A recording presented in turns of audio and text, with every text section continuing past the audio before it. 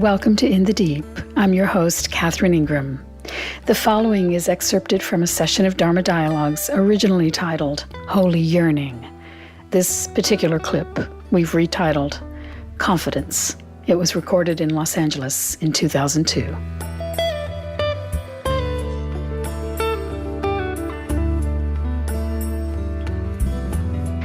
Sometimes our life can seem like a perpetual motion machine. Of course, until one day it stops. Just thrusting forward. Buying what we're told we should want. Competing as needed. Checking off our to-do lists. At the end of our life, we might have checked off a lot of to-do lists.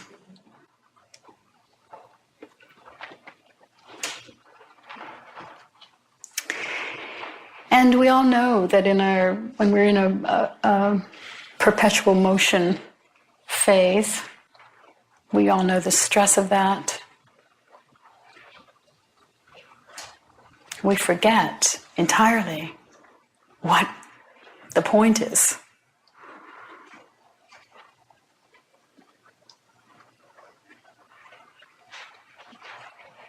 Sound familiar?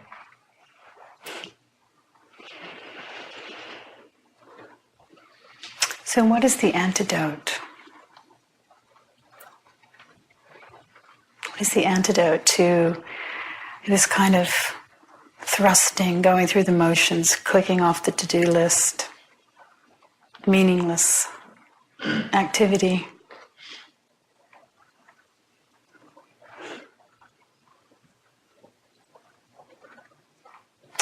It's possible to live in wonder. I was just reflecting, in fact, on the way over here, Michael and I were talking about the Moody Blues. Some of you are too young to know the Moody Blues, but we discovered on the way over here, that was our favorite band when we were younger. And there's one of their albums called Every Good Boy Deserves Favor, is a picture, a beautiful painting. You must know the Moody Blues, Ray. of an old wizard type character. And he's dangling a cord with a strangely lit orb. And there's a young boy, a very fresh-faced, English-looking young boy, with his finger outstretched, with just a face of wonder. I was reflecting on this the other day as I was writing, and it occurred to me that we're looking at a strangely lit world as well, all the time. But we become kind of jaded.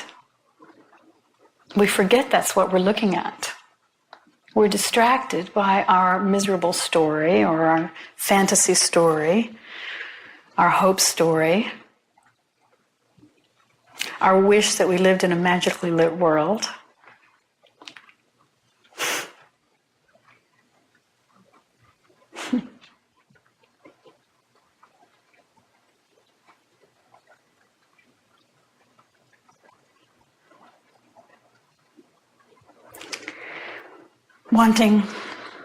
Wanting things we already have.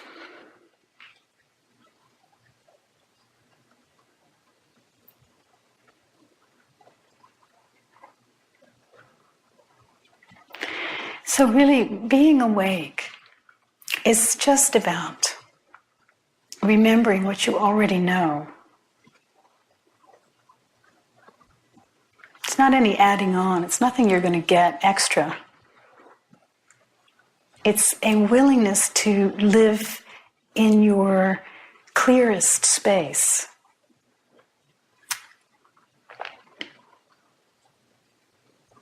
You don't have to wait till your deathbed, right?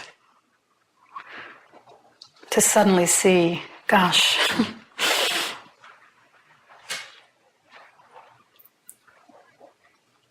Why not enjoy this along the way? That's all that being awake is, really. Living what you know. What you know in your heart of hearts. Everyone knows this. Everyone knows when you just, for even a moment's intelligence put to the subject, this is very precious. We are looking at the wonders all the time. We don't know what light is. We don't know where any of this came from.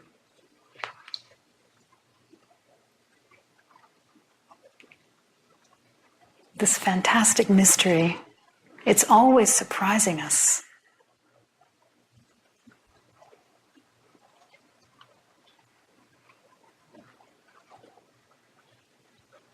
And if you let it, even you will be a continual surprise to yourself.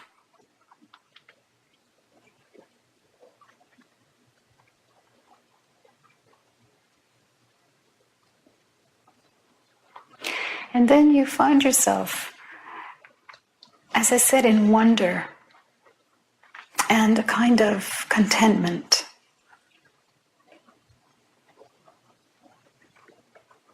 You take what comes. Sometimes it's subtle, sometimes it's dramatic. It doesn't matter.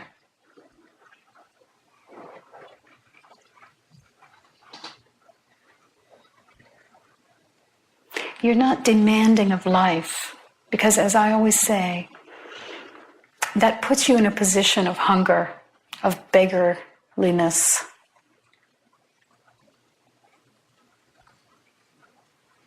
You're not saying, this has to happen in order for me to be happy. All you need to say is, let the happiness that I know flow freely. Let the happiness that I am.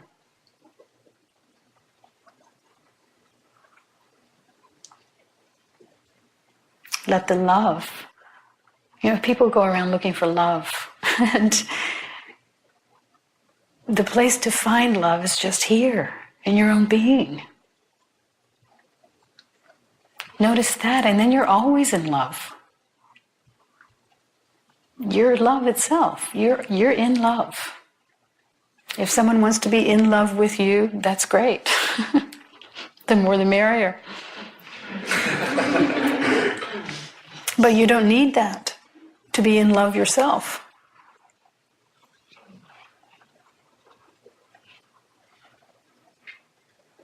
Yet another trance of the culture.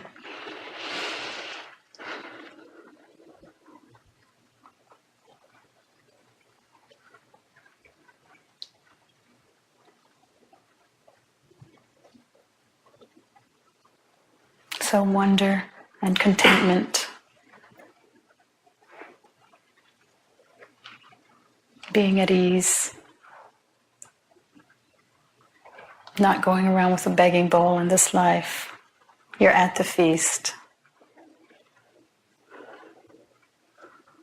Whether they're serving mangoes or pomegranates today, it doesn't matter.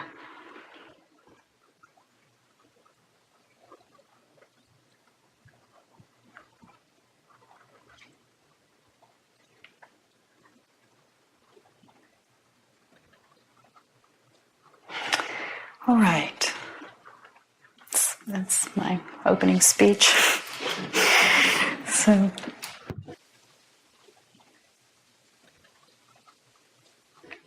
I was just taking another look at Alan Watts' book, The Wisdom of Insecurity. Mm-hmm. And because I'd been thinking about the difference between belief and faith this week, and I remembered I'd seen something in the book, and I looked at it, and it's just one. I mean, there's more than that, but one line he says that belief clings and faith lets go. So I wanted to ask you. It feels that I have a lot of beliefs. There's a whole belief system that I have that is me, so to speak, and yet faith is something that seems like just almost singular, that it's that in that if you come to this place, it requires faith, and that the belief systems are what keeps. In other words, it seems like you have to take the plunge, into that warm bath. But to take the plunge requires some kind of faith. And I was wondering what your experience is along those lines. I wouldn't phrase it that way. I would say that this is such a direct experience, and that a confidence comes. Let's not call it faith, because faith can be associated with hope and belief and, kind of a hope. But confidence comes from experience. So in direct experience, when it's tried over and over again, when it's fired in the truth of the actual experience, there's like I say, a confidence that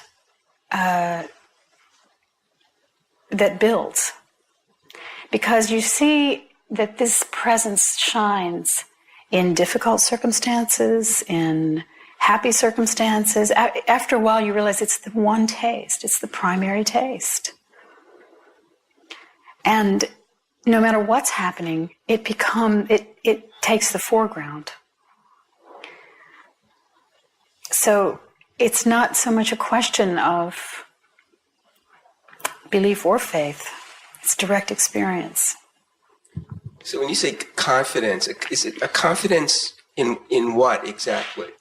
It's a confidence in the steady truth of this presence to which nothing is sticking or touching it, right? Nothing is sticking and staining it. So no matter what you lob on in terms of pain and remorse and regret and hope and fear, and no matter what, this remains ever fresh. And it becomes your home base. The ever fresh presence becomes where you live and what you are and what you know yourself as. That's what most people, what they know themselves as is a big story.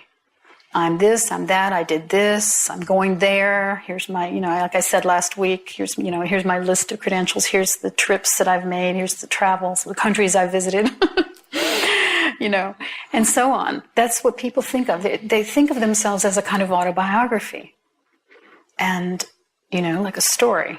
But as we all know, stories are made up. They're edited. They're selectively edited. And in the freshness of this, you kind of don't know who you are. I mean, it's not relevant even as a question, kind of. It's at one of our retreats, someone who was there said in the morning session, he said he looked in the mirror and he did not recognize that face, but he shaved it anyway. Now, he didn't recognize the face because the stories associated with the face were not there. The power of the retreat was he was just in radiant presence, right? The story that is associated with that face, the who am I, this is who I am story, simply wasn't there in that moment, but he shaved it anyway.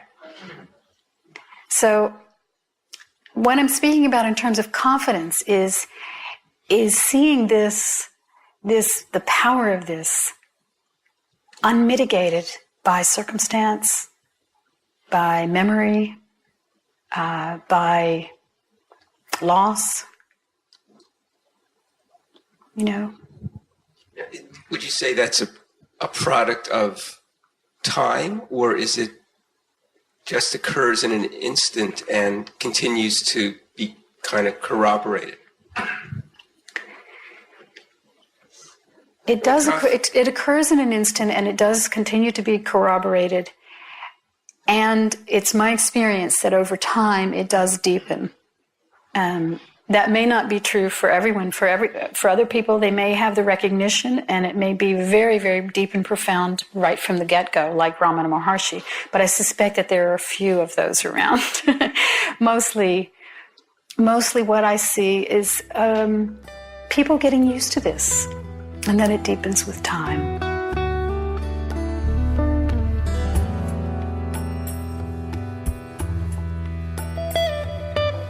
This has been In the Deep.